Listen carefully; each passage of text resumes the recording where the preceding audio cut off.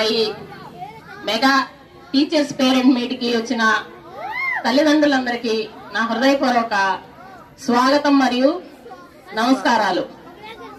ఈ సందర్భంగా నేను ఒకే ఒక్క మాట చెప్పడం కోసమే నేను ఈ ముందుకు వచ్చాను. ఏంటంటే పిల్లలు మేము ట్యూషన్ పంపిస్తున్నాంలే, చదువుకుంటారులే, వాళ్ళే వదిలేయకండి. వాళ్ళు ఏం చదువుతున్నారు, ఏం రాస్తున్నారు, మీకు చదువు రాకపోయినా వాళ్ళు రాసుకుంటుంది మీకు తెలుస్తుంది కదా. ఏం రాసావు, ఏం చదివావు, పెద్దగా చదువు, కొంచెం పెద్దగా చదువు, ఏం రాస్తున్నావు, అది మీరు పర్యవేక్షించండి. మేము చదవడానికి కూర్చోబెట్టాము, వాడు చదువుతున్నాళ్లే అలా వదిలేయకండి. ఎందుకంటే ఈ రోజున మనం చెడ్డగా మాట్లాడుకోవడం అని కాదు, కానీ ఒక భయంకరమైన సమాజంలో మన పిల్లల్ని పెట్టుకొని బతుకుతూ ఉన్నాం. ఏ క్షణం మన పిల్లల్ని ఎవరు ఎటు లాక్కెళ్తారో తెలియని పరిస్థితుల్లో బతుకుతున్నాం.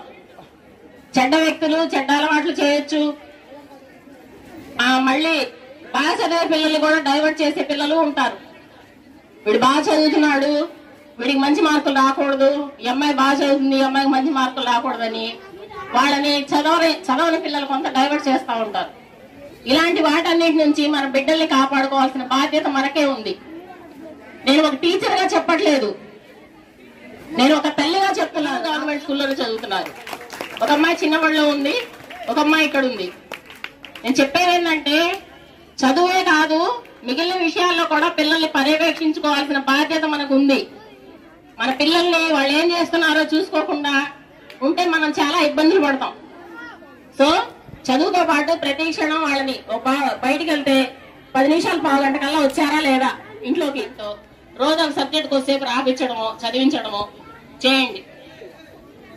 ట్యూషన్ పంపిస్తున్నామని వదిలేయకండి, బాధ్యతను మొత్తం ట్యూషన్ టీచర్ల మీద అట్లా వదిలేయకుండా మీరు కేర్ తీసుకొని, ఇంకా 4 నెలలే ఉంది పరీక్షలు, మీరు కేర్ తీసుకుంటే మంచి రిజల్ట్ ని చూడగలుగుతాం.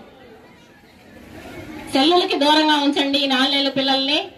మీరు కూడా వాళ్ళ ఇంట్లో ఉన్నప్పుడు టీవీ వాళ్ళు ఉన్నప్పుడు వాళ్ళకి చదువుకోవడానికే ప్రిఫరెన్స్ ఇవ్వండి. సరే నీకేం వచ్చు చెప్పు, ఏం నేర్చుకున్నావు చెప్పు, నేను కూడా తెలుసుకుంటున్నాను, నువ్వు బళ్ళో ఏం నేర్చుకున్నావు చెప్పమని అడగండి.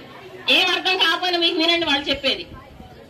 ఈ సూచనలు పాటిస్తూ పిల్లల యొక్క బంగారు భవిష్యత్తుని కాపాడుకొని మన పిల్లల్ని ఉన్నతంగా మార్చుకుందాం.